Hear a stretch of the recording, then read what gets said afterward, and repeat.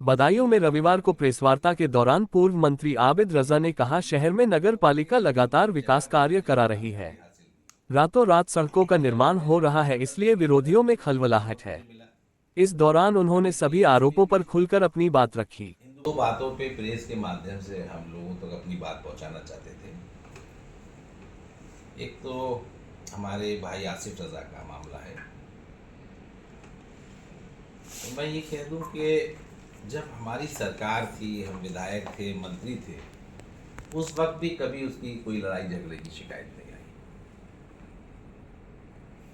जब एक audio viral हुआ था तब मैंने पूछा तो उसने यही बताया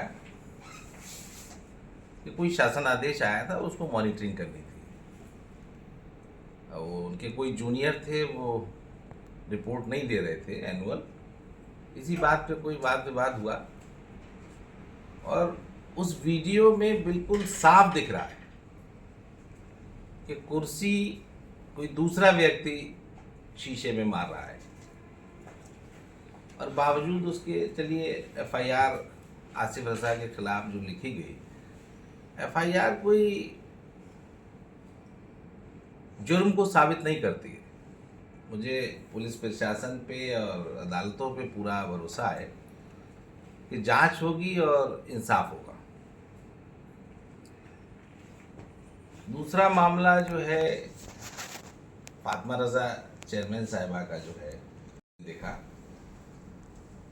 वहाँ के दुर्गा मंदिर के जो पुजारी थे, उन्होंने उनको आमंत्रित किया था कि जागरण में आने के लिए। वहाँ ओवरब्रिज के नीचे एक मंदिर बनाया गया है छोटा सा, और वहाँ भंडारा था। तो उस मंदिर परिसर के आगे बढ़ के सड़क पे लोगों को खाना खिलाया जा रहा था और फातिमा रजा वहाँ खाना जब परोस रही थी तो वो कपड़े की चप्पल पहने हुई थी।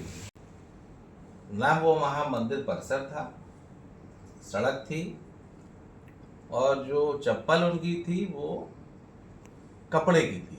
कपड़े की चप्पल पहन के तो लोग दरगाहों में चले जाते हैं, मस्जिद में भी चले जाते हैं, मंदिर में भी चले जाते हैं। तो ये सिर्फ इस बात को तूल इसलिए दिया जा रहा है कि जो नफरत फैलाने वाले गैंग हैं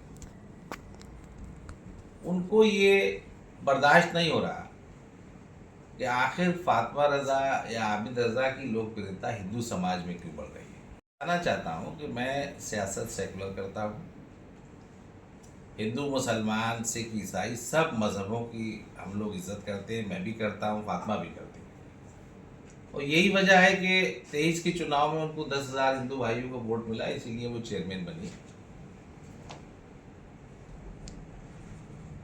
उनको दिक्कत ये है, हमारे विरोधियों को भी दिक्कत ये है कि हमारी सरकार नहीं है कि राम बारात में मैटिंग क्यों डाली जाती है। ये परेशानी है हमारे विरोधियों को भी और नफरत फैलाने वालों को भी। रामनवमी पे रात को जाके मैं जुलूस के मार्ग पे सड़क क्यों बना देता हूँ। मैं हिंदू इलाके में फातिमा से कह के स्टेशन रोड, जहाँ हिंदू बाहुल इलाका है, सड़क कैसे बना देता हूँ। नेकपुर में दलित इलाके में सड़क कैसे बना देता हूँ। चित्रांश नगर में सड़क क्यों बना रहे हैं हम, लोची नगला में सड़क क्यों बना रहे हैं। छिसड़का बरसों बरस सड़क की डिमांड है, वो सड़क फातिमा रजा क्यों बना रही है। शहर में जो जाल बिछ रहा है सड़कों का, तो जनता उनसे सवाल कर रही है कि अब पैसा कहां से आ रहा है, अब सड़कें क्यों बन रही हैं। तो वो बौखलाए बेसिकली कि शहर में हिंदू मुस्लिम इलाके में काम क्यों हो रहा है। जैसे मधुबन कॉलोनी में अभी हमारे एक साथी ने कहा, पत्रकार साथी ने पूछा कि वहाँ नगर पालिका ने 14 लाख रुपया दे दिया है, जो बच्चों को परेशानी होती है सड़क से निकलने की, और बहुत जल्दी टेंडर भी हो गए, सड़क बन जाएगी। तो ये परेशानी है, जनता सवाल पूछ रही है विरोधियों से। नफरत फैलाने वाले लोग चाहते हैं कि जिस तरह से फातिमा रजा काम कर रही हैं हिंदू इलाके में, मुस्लिम इलाके में, गुरुद्वारे की सड़क हम क्यों बना रहे हैं। तो उससे उनकी छवि को खराब करने की एक नाकाम कोशिश की जा रही है।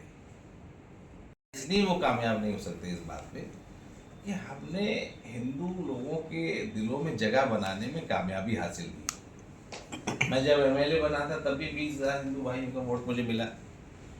अभी 23 में भी हिंदू भाइयों का वोट हमें मिला। इस लोकप्रियता से बौखलाए हुए आप वो दरगाह चले जाइए जहाँ फर्श बहुत गर्म होते हैं, तो वहाँ लोग मोजे पहन के, कपड़े की चप्पल वहाँ बल्कि किराए पे मिलती हैं कि ये चप्पल पहन के आप चली जाइए। तो वो मंदिर परिसर नहीं था, वो सड़क थी, और जब खाना परोस रही थी तो वो कपड़े की चप्पल पहनी हुई थी, और जो कि ये मैं सबूत के तौर पर है कपड़े की चप्पल।